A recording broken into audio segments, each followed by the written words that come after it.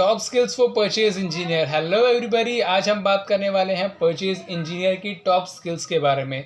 दोस्तों, उन top skills के बारे में इस वीडियो में बताऊंगा जिसको अगर एक परचेज इंजीनियर ने सीख लिया, समझ लिया और उन स्किल्स को इम्प्लीमेंट कर लिया अपने ऑटोमोटिव इंडस्ट्रीज़ के करियर में, तो जीवन में बहुत अच्छी ग्रोथ वो ले सकता है। सो वीडियो को अंत तक ज़रूर देखिएगा। विदाउट एनी वेस्टिंग टाइम उन टॉप स्किल्स के बारे में बात करते हैं। दोस्तों, सबसे पहली स्किल जो परचेज इंजीनियर के लिए आती है that is market research. Sir दोस्तों, क्यों ज़रूरी है?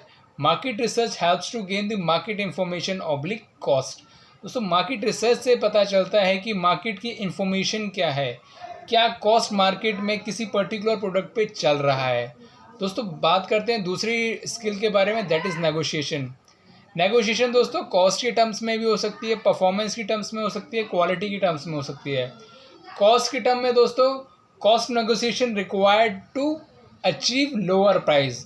अगर आप कॉस्ट नेगोशिएशन कर रहे हैं तो इसका मतलब है कि आप एक प्राइस को और कम करने की कोशिश कर रहे हैं। परफॉर्मेंस दोस्तों, to improve the performance through KPI. दोस्तों, केपीआई क्या है? केपीआई दोस्तों होता है की परफॉर्मेंस इंडिकेटर।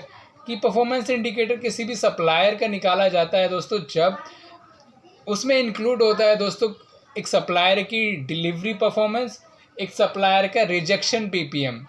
दोस्तों, इन सारी चीज़ों को मेंटेनेंस, सारी चीज़ों को मिला के बनता है दोस्तों केपीआई, जो एक ओवरऑल परफॉर्मेंस इंडिकेटर होता है किसी भी सप्लायर का। तो दोस्तों, परफॉर्मेंस के टर्म्स में भी नेगोशिएशन होती है। तीसरा है दोस्तों quality, to achieve the optimum quality. दोस्तों, परचेज इंजीनियर को नेगोशिएशन करना पड़ता है सप्लायर के साथ to improve the quality as well. दोस्तों, आगे बात करते हैं और कौन सी स्किल्स के ज़रूरी हैं परचेज इंजीनियर के लिए, that is communication. The most important thing in this world that is communication friends, to establish the strong relationship with the supplier. दोस्तों, कम्युनिकेशन क्यों ज़रूरी है? पहला सबसे इम्पॉर्टेंट है कि अपने सप्लायर्स के साथ एक स्ट्रॉन्ग रिलेशनशिप बिल्डअप करने के लिए कम्युनिकेशन ज़रूरी है। दूसरा दोस्तों, आते हैं कॉस्टिंग पे। The most important thing in for the purchase that is costing. दोस्तों, कॉस्टिंग क्या होती है? जब कोई भी सामान मुझे कंपनी के लिए being a purchase engineer market से एक्वायर करना पड़ता है, और जब मुझे कुछ चीज़ खरीदनी है तो एक कोटेशन दोस्तों मेरे को सप्लायर की तरफ से मिलेगी, और उसके अगेंस्ट मैं एक कोटेशन अपनी तैयार करूँगा दोस्तों कि हाँ, जो मेरे को सप्लायर ने दिया है इज़ इट वैलिड और नॉट। दोस्तों, उसको कैसे करते हैं? देखिए, बहुत ही प्रैक्टिकल चीज़ मैं इस वीडियो में आपको बताने जा रहा हूँ। कॉस्टिंग में सबसे पहला होता है material cost, that is RM plus BOP। दूसरा कॉस्ट दोस्तों आता है दैट इज़ प्रोसेस कॉस्ट।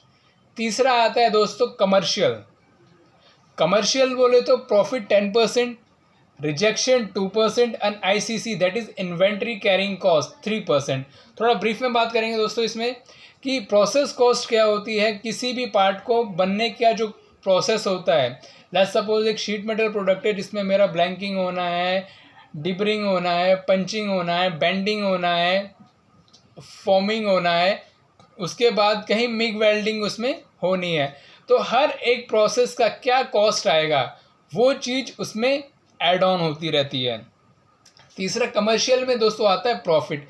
दोस्तों, जब एक कोटेशन एक बायर को दी जाती है, एक परचेज इंजीनियर को दी जाती है, तो सप्लायर उसमें अपना प्रॉफिट ऐड ऑन करता है जो दोस्तों होता है 10%। रिजेक्शन दोस्तों, जब रिजेक्शन कॉस्ट भी इंक्लूड होती है दैट इज़ 2%। वो क्या होती है? जब भी मैं बीइंग अ सप्लायर कुछ काम करूँगा तो नेचुरल है दोस्तों कि रिजेक्शन होगा, और रिजेक्शन होगा तो वो कहीं ना कहीं मेरे ही पैसे उसमें ख़त्म होंगे।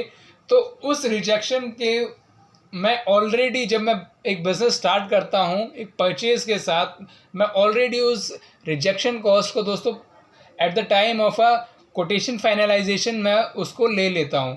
थर्ड है दोस्तों ICC इन्वेंट्री कैरिंग कॉस्ट। दोस्तों, इन्वेंट्री कैरिंग कॉस्ट क्या होती है कि एक सप्लायर वादा करता है कि मैं कुछ 3 महीने की इन्वेंट्री आपकी सप्लाईज को हार्म ना हो, इसी वजह से 3 महीने की सप्लाई रखूँगा अपने पास, जिसके लिए एक कॉस्ट आती है इन्वेंट्री कैरिंग कॉस्ट, जो इन्वेंट्री को कैरी करने की कॉस्ट आती है। दोस्तों, आगे बात करते हैं दोस्तों अगली स्किल्स के बारे में, that is technical. Purchase engineer should be aware about the process that is sheet metal, machining, casting and moulding. दोस्तों इन सारे प्रोसेसेस के बारे में उसे पता होना चाहिए। एंड द इम्पॉर्टेंट थिंग, उसको परचेज इंजीनियर को उस प्रोसेस के बारे में ज़रूर पता होना चाहिए जो वो देख रहा है। लेट्स सपोज वो अगर शीट मेटल की परचेजिंग देख रहा है, या फिर वो मशीनिंग की परचेजिंग देख रहा है, या वो कास्टिंग की परचेजिंग देख रहा है, वो मोल्डिंग की परचेजिंग देख रहा है, जिस प्रोसेस की भी वो देख रहा है उसके बारे में उसे डीप नॉलेज होना चाहिए। दोस्तों अगली बात करते हैं, that is IATF, international automotive task force. दोस्तों उसे पता होना चाहिए एक परचेज इंजीनियर को कि रिक्वायरमेंट ऑफ IATF है क्या। दूसरा दोस्तों IATF प्रोसीजर्स क्या हैं। तीसरा दोस्तों IATF रिलेटेड डॉक्यूमेंट्स क्या क्या हैं। ये दोस्तों काम आते हैं जब किसी सप्लायर को डेवलप किया जाता है, तो उन डॉक्यूमेंट्स को एक परचेज इंजीनियर ताकि देख सके, समझ सके कि क्या मेरा सप्लायर इन चीज़ों को IATF की रिक्वायरमेंट को फुलफिल कर रहा है या नहीं। एट द एंड दोस्तों, thank you so much for watching this video till the end. Video अच्छी लगी हो तो लाइक कीजिएगा, शेयर कीजिएगा और सब्सक्राइब करना चैनल को बिल्कुल मत भूलिएगा। मिलते हैं नेक्स्ट वीडियो में। Thank you so much, have a nice day.